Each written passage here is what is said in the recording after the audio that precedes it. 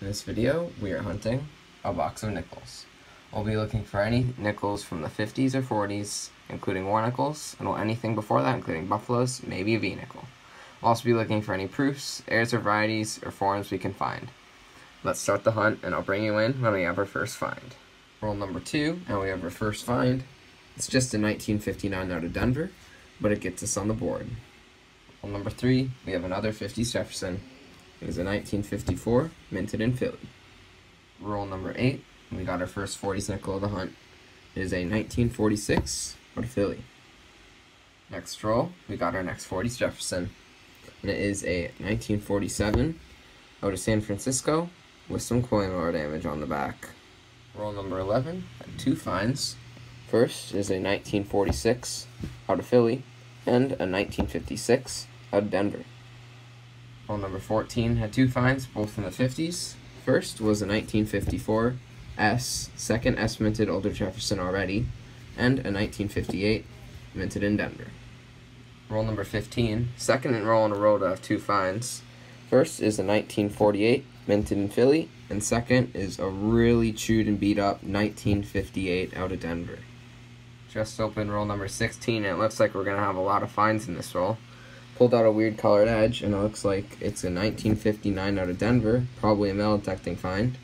I flattened out the roll, and I did notice right here is another 1959, and it is minted in Denver as well. And then towards the back, there's a Canadian, which is going to be a 1996, and this one looks old as well. Might as well check it out. And it's a 1954 out of Philly. It's already 4 finds, haven't even searched the roll yet. We'll see if there's anything else. It's already a ton of finds for one roll. Still on the same roll, and we have a 5th find. It is a 1952 minted in Philly, and all I have you here, I'm just going to make sure nothing else too old. Alright, no, that's it. 5 finds in one roll. Roll number 18, and before I show you the find, I did forget to mention that pretty early on in the box I did find a 2009 D in pretty rough shape.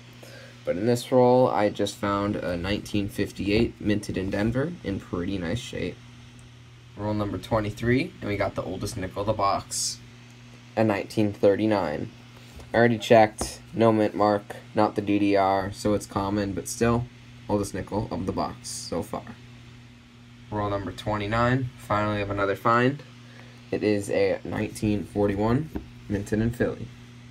Roll number 30, and we got a 1957 out of Philly.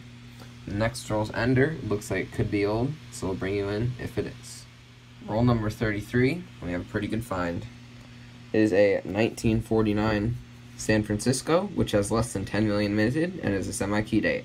That's a really good find. Roll number 39, and the finds have been few and far between in this last part of the box, but we did just get a 1947 minted in San Francisco. Roll number 40, got another older Jefferson. It is a coin wrapper damaged 1954 minted in Denver. Roll number 43 had 3 finds. First is a 1947 out of Philly. Next is a 1951 out of Philly. Next is a 1958 out of Denver. Hopefully we can get something good like a war nickel or buffalo in the last 7 rolls. Roll number 45, we got ourselves a 1956 minted in Denver. Roll number 48, we got our second 30s Jefferson. Another 1939 out of Philly. Hopefully we can get a war nickel or buffalo at least in the next 2 rolls. Roll number 49. We got close to a war nickel, but it's just a 1942 Philly non-silver nickel. Nickel box has been hunted. Let's go over the finds. We did have 16 S mints, 1 2009 out of Denver in pretty bad shape, and 1 1996 Canadian. Older Jeffersons, 2 of the 30s, both 1939 Phillies. You get 2 47S's, 49S, semi-key date, 54S, and a 51 Philly for the better dates. Find of the box, since we didn't get any war nickels or buffaloes, was probably this 1949 San Francisco key date with less than 10 million minted. even though we didn't get any amazing finds, still had quite a bit of finds in quantity.